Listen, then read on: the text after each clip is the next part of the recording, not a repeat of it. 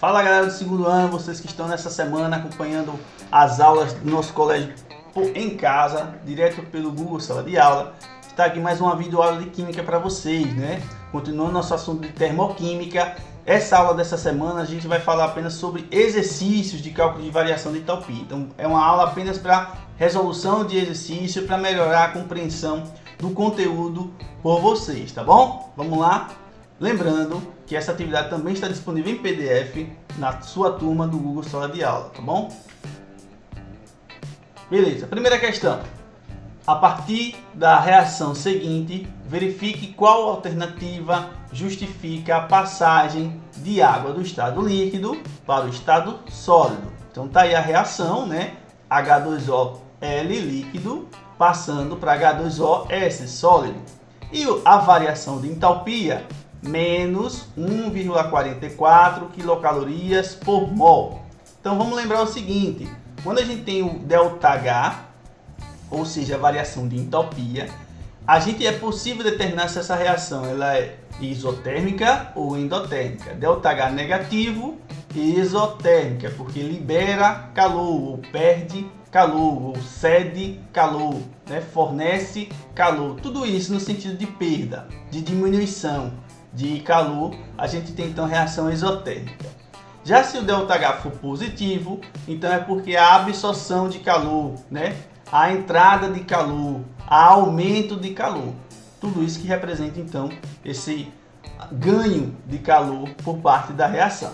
Então já é possível perceber que essa reação ela é exotérmica.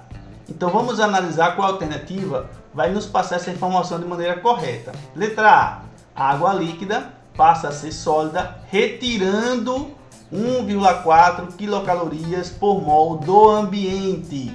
Então se ela está retirando do ambiente é porque ela está absorvendo. Então essa informação está errada, porque nós vimos que a água líquida ela vai o quê? Ela vai precisar perder calor, tá certo? Não retirar calor do ambiente. Ela vai ceder calor ao ambiente. Então vamos para a letra B. A água líquida passa a ser sólida fornecendo 1,44 quilocalorias por mol ao ambiente. Agora sim, ela tem que perder esse calor para o ambiente. É exotérmica. É, portanto, uma reação exotérmica. Pronto, já encontramos então nossa alternativa correta, que é a letra B, tá certo? Então se a gente for pegar aí, ó, o ΔH negativo indica que a água líquida ela perde calor, por isso está dizendo que ela cede ou fornece calor para o ambiente, então essa reação é exotérmica. Se a gente for analisar as outras alternativas, vocês vão perceber que estão incorretas. Olha lá.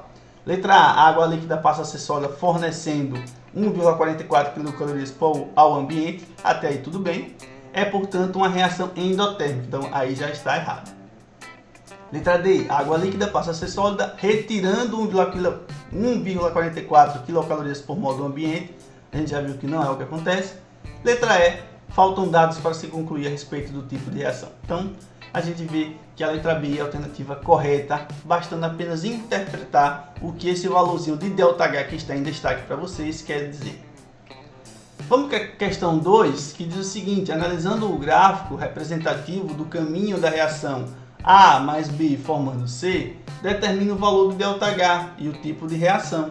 Então a gente tem esse gráfico aí, né, de A mais B formando C, e a gente lembra, como é que eu calculo então o ΔH de uma reação? Entalpia do produto menos entalpia do reagente. Lembre-se, o produto é o final da reação, o reagente é o início. Então o final da nossa reação, o produto é o C. Então eu pego o valorzinho de C, que é 2 quilocalorias por mol, e vou colocar na fórmula. Então ΔH é igual a 2 menos, agora o reagente está aqui, é A mais B. E seu valor é de 10 quilocalorias por mol. Então vai ser 10 aqui. Então vai ficar 2 menos 10, respondendo rapidinho, fica menos 8 quilocalorias por mol. E se o ΔH é negativo, portanto a reação é exotérmica. Por isso que você vê no gráfico que a energia acabou mais baixa do que o que eu tinha no início. Se ela começa com A mais B e o valor é 10, veja que ela terminou em 2. A energia diminuiu, né? Por isso que ela perdeu energia, perdeu calor, a reação é exotérmica. Questão 3. Na etapa final da chuva ácida, ocorre o seguinte processo. Então está aí a reação. SO3 gasoso mais H2O líquido, formando H2SO4 líquido.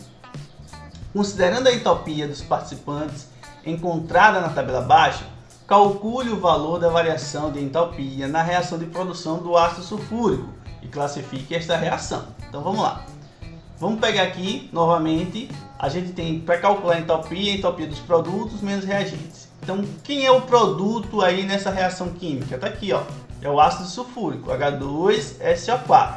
Então, basta pegar o valor dele. Olhando aqui na tabela, o valor dele é de menos 814. Então, coloca aqui, ó, ΔH é igual a menos 814.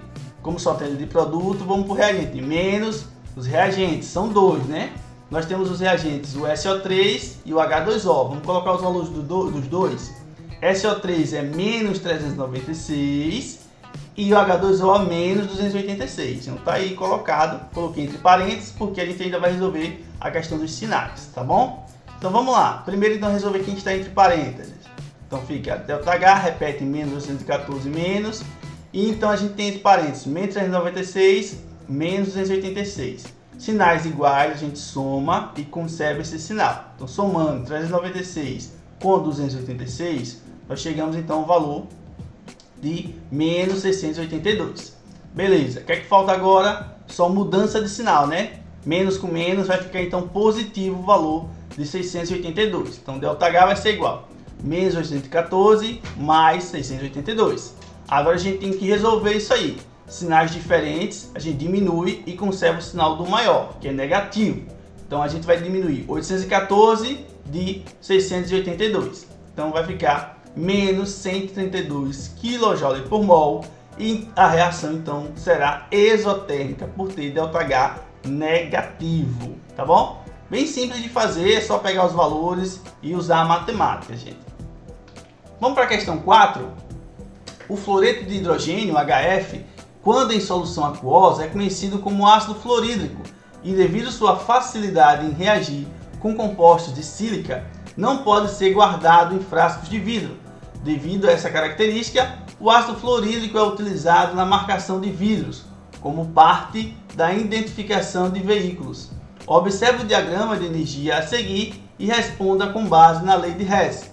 Qual o valor correto da variação de entropia para a decomposição do ácido fluorídrico dos respectivos gases de seus elementos? Galerinha, você pode ter, quando você lê um texto assim numa questão e se você não entender, o que é que eu sempre digo, leia novamente, tá? Então, ao ler novamente, você vai compreender que ele apenas está falando da substância que é o HF, ácido fluorídrico, e que ao lado nós temos um gráfico mostrando as reações para formar a decomposição dessa substância. Então, o que é que ele fala? Da lei de Hess. O que é a lei de Hess? A lei de Hess diz que eu posso encontrar o ΔH de uma reação somando os ΔH de suas reações intermediárias. Então, se você perceber aqui ao lado, eu tenho duas reações intermediárias, cujo valor é que você tem ΔH1 e ΔH2, que tem valores, e não sei o valor justamente da entropia final que eu quero. Então, o que é que eu vou fazer? Basta, pela lei de Hess, somar os valores das entropias do ΔH1 e do ΔH2. E então eu vou encontrar esse valor do ΔH, que é justamente da reação do HF, para formar os seus gases, que é H2 gasoso, né? E flúor, F2 gasoso, que é gás hidrogênio e gás flúor, tá certo? Então é bem simples, não tem nenhuma complicação. Então eu pego os valores, ó, ΔH vai ser igual a mais 270 menos 141, que são os valores de entropia que eu tenho de reações intermediárias. Então, sinais diferentes eu diminuo e conservo o sinal do maior, que é positivo. Vai dar então mais 129. E aí a gente em resposta da letra D das alternativas. Bem simples. O que é que eu preciso aí? Só lembrar do conceito de lei de Hess, que é quando eu posso encontrar o ΔH de uma reação por meio das suas reações intermediárias. Basta unir esses valores de ΔH e então eu vou ter o valor da reação que eu quero, tá bom? A quinta questão ainda também está trabalhando com lei de Hess. Observe, a partir das equações termoquímicas, então eu tenho aí H2 gasoso mais 1 meio de O2 gasoso, formando H2O gasoso, e o ΔH é menos 242 kJ por mol. Na segunda reação tem H2 gasoso mais 1 meio de O2 gasoso, formando H2O líquido, ΔH menos 286 kJ por mol. É possível prever que na transformação de 1 mol de água líquida em vapor d'água haverá. Então vamos lá. Quer saber o que é que vai acontecer na transformação de água líquida em vapor d'água? Então o que é que eu tenho que fazer? Veja a reação que eu quero entender. H2O líquido para formar H2O gasoso. Observe que essas duas reações químicas aí, a única coisa que tem de diferente entre elas é justamente que numa tem H2O gasoso, na outra tem H2O líquido. Então é por meio dessas duas que eu vou encontrar o ΔH da minha reação. Tá aí, ó, vou marcar aqui para vocês. Na primeira eu tenho o H2O gasoso no produto, que é justamente na minha reação que eu quero, onde ele está, no produto. Então o que é que eu vou fazer? É manter o valor desse ΔH. Esse valor será mantido, ou seja, menos 242 kJ por mol, vai permanecer para a minha conta final. Já na minha segunda equação, eu tenho H2O líquido, que também está no produto, só que na equação que eu quero, ele está no seu estado, ele está no reagente. Então o que é que eu vou ter que fazer? Eu vou ter que inverter essa reação, ele vai ter que passar para o reagente. E quando eu digo inverter a reação, o ΔH também será invertido. O que isso eu quero dizer? Que ao invés de ter menos 286, esse valor vai passar a ser mais 286. Por quê? Porque eu vou inverter essa reação, porque H2O líquido que eu quero tem que ser no reagente. E na reação que está sendo mostrada, ele está no produto. Por isso que eu inverto. Então, ó, como eu disse a lei de Hess, é só somar esses valores de entropia. A entropia 1 continuará menos 242, tá certo? Beleza, aí, ó, tá aí, ΔH vai ser igual a entropia 1 menos 242. E a entropia 2, eu disse que vai inverter o sinal, né? Por quê? Por causa do lado do reagente. H2O líquido tem que passar para o reagente, por isso que ele vai inverter de posição e inverte também o sinal. Então vai ser mais 286. Pronto. Agora é só resolver a matemáticazinha. Sinais diferentes diminui e conserva o sinal do maior. Vai passar então a ser positivo. Mais 44 kJ. Sinal positivo de variação de entropia quer dizer que a reação é endotérmica, ou seja, absorve energia. Então a alternativa correta vai ser a letra B, a absorção de 44 kJ por mol.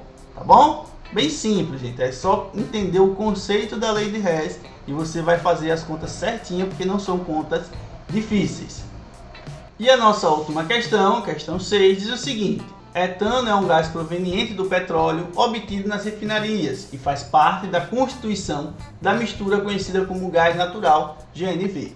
A combustão do etano, C2H6, tem uma variação de entalpia de menos 2.857 kJ para a reação balanceada escrita a seguir.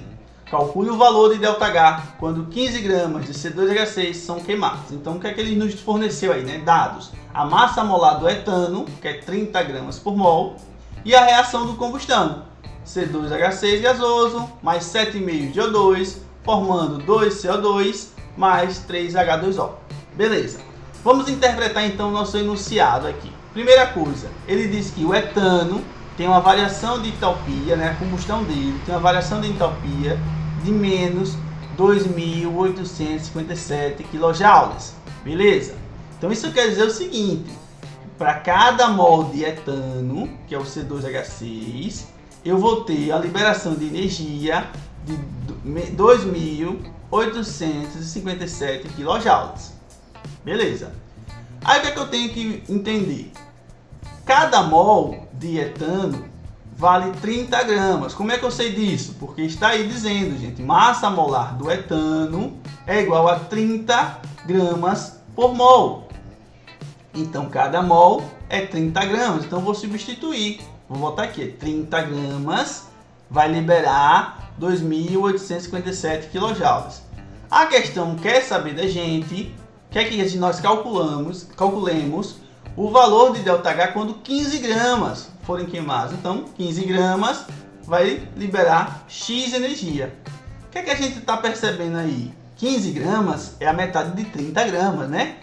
Então, lembre-se que a energia é proporcional à quantidade. Então, a energia liberada vai ser a metade também. Então, basta eu dividir esse valor por 2, calcular a metade dele. Então, vai ser igual a menos 1.428,5 quilojoules, o valor liberado para cada 15 gramas. Bem fácil, rápido de se fazer, não é isso, galera? Então, pessoal, por hoje foi isso. Continue estudando, tá? Mandem sua atividade respondida aqui no Sala de Aula. E até a nossa próxima. Próxima semana estamos juntos, presencial lá no Seixas. Valeu, forte abraço.